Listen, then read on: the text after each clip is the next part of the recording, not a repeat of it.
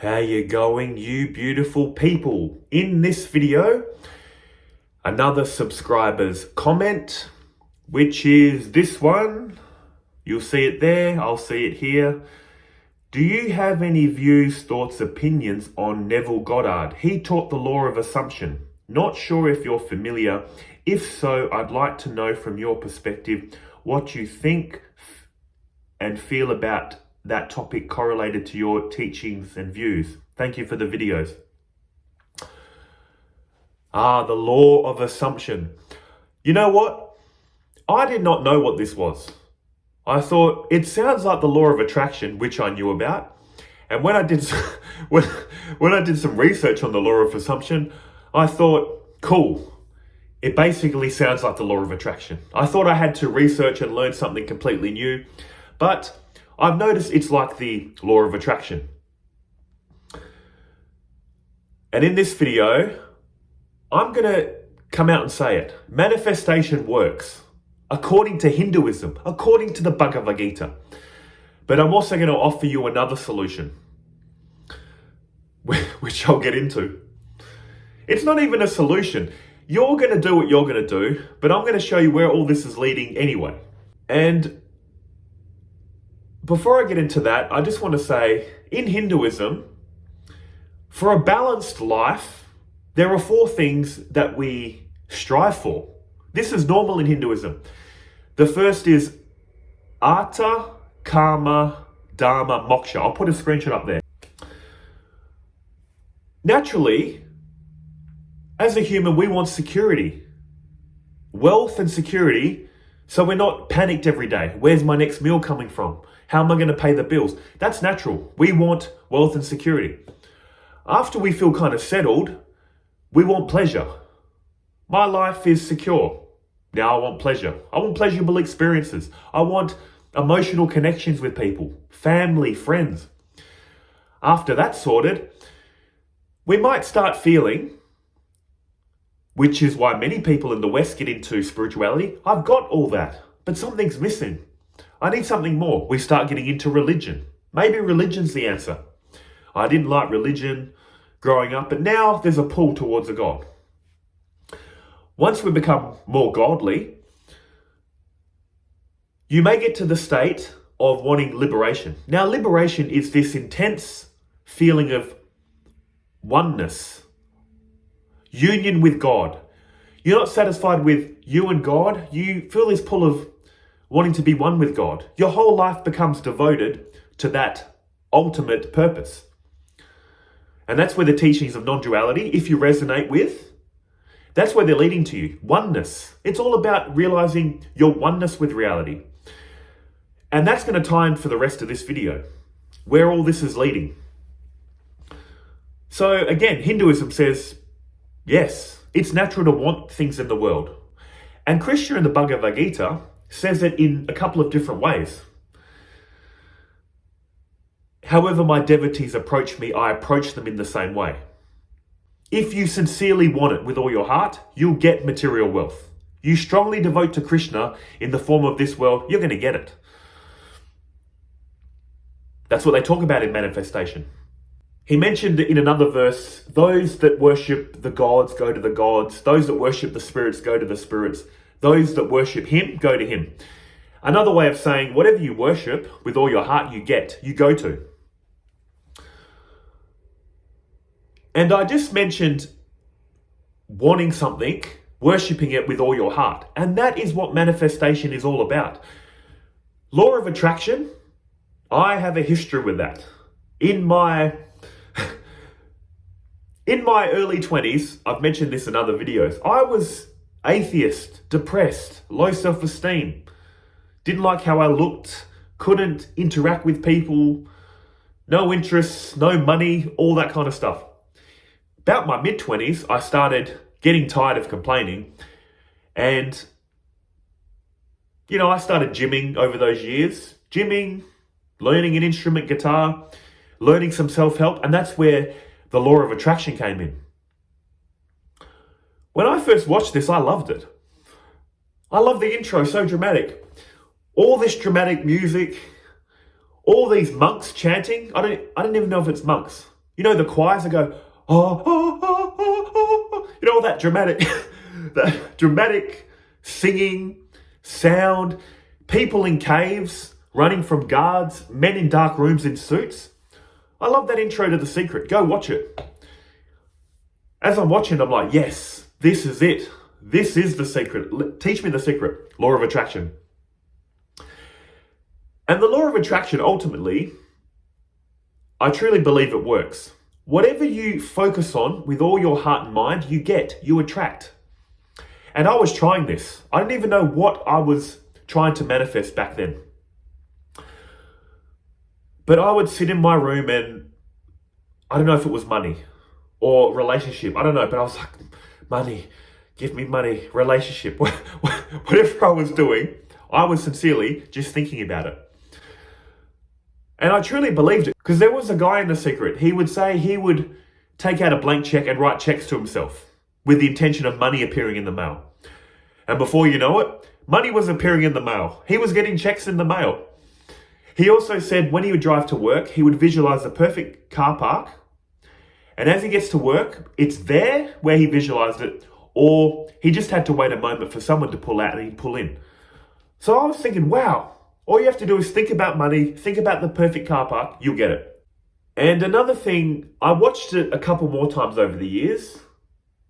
And it's a case of you only focus on what you want to focus on. Because I was so focused on sitting there going money, or relationship, whatever I was doing, it wasn't working for me. But then rewatching it several years later, they did say you need to feel like you have it already. Feel the feelings of having it. You really need to want this with all your heart. And that leads me into the law of assumption, which the commenter asked. What I've noticed with the law of attraction and law of assumption, law of attraction is generating the feelings, positive feelings, good feelings, to attract what you want into your life. The law of assumption, from what I understand, is feel like you've already got it now. Feel like I've got the perfect relationship. I've got the perfect job. Generate the feelings of how you'd feel if you have it already. And here's the issue I found with the law of attraction.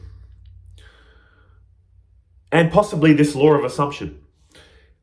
100% what you focus on, what you feel you're going to attract. But here's the catch. Can you generate enough willpower to do that? I've noticed when I've tried to generate enough willpower to get something, back in those law of attraction days, it wouldn't work for me. So I wouldn't get it. You can say you didn't generate enough willpower to get it. But also what I found is the things that I have done in my life that I've gone after, I've done several things. What I found is there's a pull, there's a force inside me that compels me to think and feel those thoughts and feelings, which brings them into my life. Like in my 20s, I was in a kind of depressed state, miserable, hating the world, loving negative content that I'm trying to bring people out of with some of my videos. That was my state of being. No amount of positivity telling me get over it, think positive, do this. I didn't care. But at a certain point, there was a force inside of me. This urge that came over me and said, you can't lay here complaining. You need to get up, at least start gymming. If you're going to be miserable, start gymming. Learn an instrument, become interesting, learn social skills. I didn't choose that. A force inside me made me think and feel that, and then I took action, and then it manifests. Same with spirituality.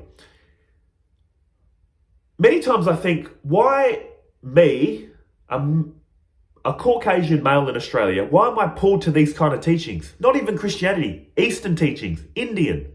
I'm Australian. My mum's Italian. That's why I don't look fully Australian. Half, Italian-Australian. But it's like, I did not choose spirituality, it chose me. There's a force inside me that has compelled me to think and feel spiritual thoughts, and that has manifested my reality. A deep desire for inner peace, love, compassion, oneness, to see oneness, non-duality, it's manifest. So that's what I'm getting at. Your thoughts and feelings create your reality. Your beliefs create your reality. But here's the catch I found. You can't control that force. In the Mahabharata, the epic poem that the Bhagavad Gita is inserted in, the Mahabharata is like 10 times longer than the Bible. It's an epic tale. I listened to a summary of that. It took 3 hours just to hear a summary, just out of interest. Because I heard the Bhagavad Gita is inserted in that. So I wanted to know the context the Bhagavad Gita was set in. But there's a part in that story where the bad guy, Duryodhana, he wants to start this war with Arjuna, the good guy, in the Bhagavad Gita. Arjuna's the good guy, Duryodhana's the bad guy. Krishna is like a peacemaker in this story. He says to Duryodhana, look, what you're doing is wrong. We will negotiate with you. Don't commit this terrible act, this terrible war. It's wrong. Duryodhana says, Krishna, I don't need a lecture on what's right and wrong. I know what's right and wrong. I know what's right, but I don't want to do it.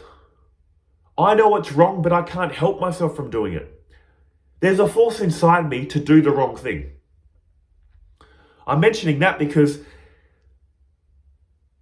your thoughts and feelings manifest your reality, but that deep desire to think and feel what you think and feel, in a sense, is not in your control. And it creates your reality. That's all I'm saying. And that's why also I say many times, everything's happening according to God's will. When you're sensitive enough to see it, you realize this life is living life. In the Bhagavad Gita, Krishna says, I am seated within the hearts of all beings and direct their wanderings according to their karma. So getting back to the law of attraction and law of assumption, in principle, it's true. With enough willpower, with enough feelings of having the thing that you want, it's going to manifest 100%. That's the law of the universe. Even Krishna says it. Devote to me in this way, I'll give you that. But again, do you have enough willpower? And here's another thing I want to mention. All the thoughts and feelings they're asking you to generate, feelings of love, gratitude, abundance, all those kind of feel-good feelings to attract those things in your life, is exactly the thoughts and feelings they tell you to cultivate when devoting to a God. Or if you're sincerely following non-duality, feelings of abundance, of oneness, of love, is what you're meant to be cultivating.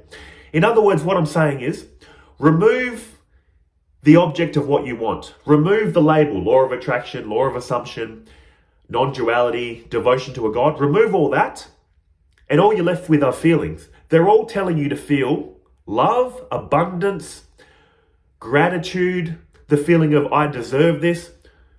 Basically, they're telling you, feel love. And here's the question.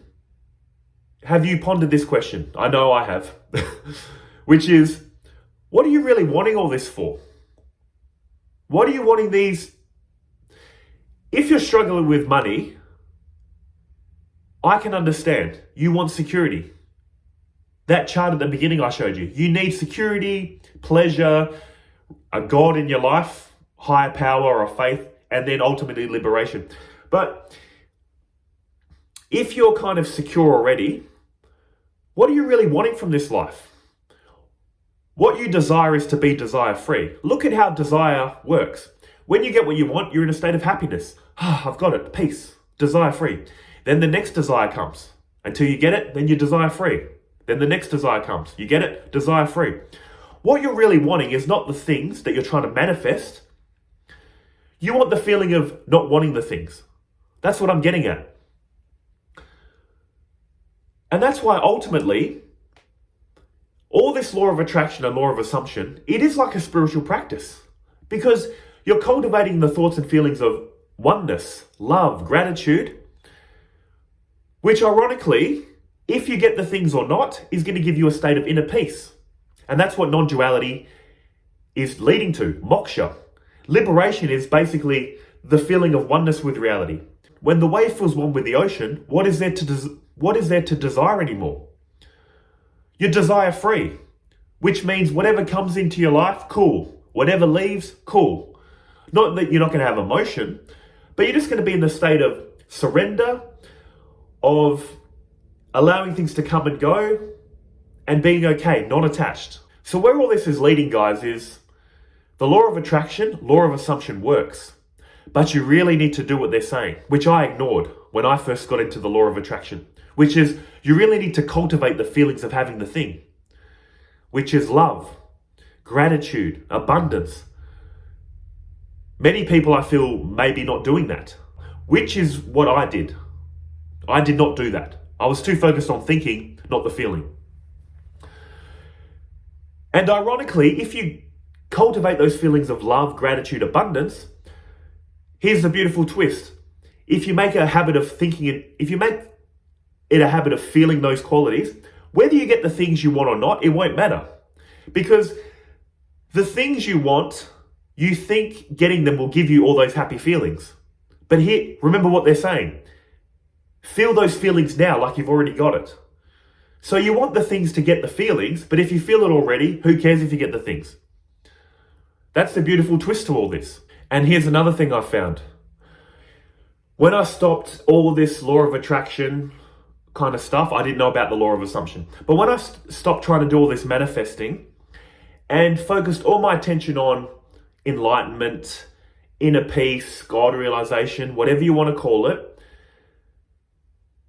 when I started surrendering to the moment, feeling love for this reality, feeling compassion for this reality, not wanting this world, wanting God, ironically, you know what happened?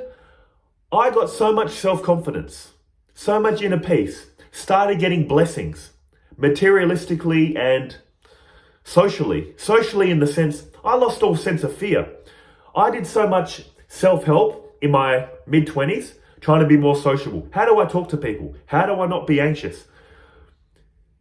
The path of non-duality has removed all fear. I'm very calm, confident, and relaxed in social situations, in making YouTube videos. I've had so many blessings being drawn to me, socially and materialistically, where ironically, when I stopped wanting it, it came.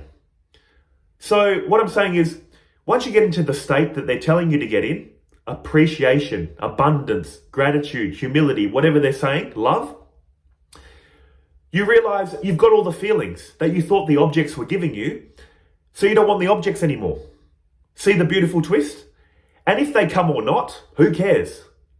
You didn't truly want the objects, you wanted the feelings you thought the objects were going to give you. But you've got the feelings now. So if that makes sense, it will. If it doesn't, it won't. And I'll just quickly summarize. Does the law of attraction and law of assumption work? Yes. What you truly think and feel will manifest. But the catch is, how long can you generate those thoughts and feelings of positivity? That's up to you. That's your free will. And ultimately, where is all this leading anyway? Yeah, manifest your money, your relationships, all that kind of stuff. But I'm telling you, if you want toys of the world, God will give you toys. But eventually all kids get sick of their toys. And when you throw away the toys and you want God, you're going to get God. And you're going to get all the peace and happiness and fulfillment that you were seeking in these toys. But don't take my word for it. Of course, you're going to go, sounds cool, but I want the toys. So go, manifest. Ask for the toys with a lot of sincerity, you're going to get the toys.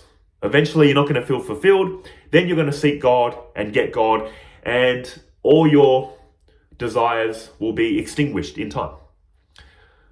So that's my spiritual answer to all this. Keep manifesting. Keep going. Keep writing checks to yourself, and it'll appear in the mail. Keep visualizing the perfect car park, and you'll get it. Okay. Had a lot of fun with this video, guys. Thanks again for the question. See you in the next one. Take care.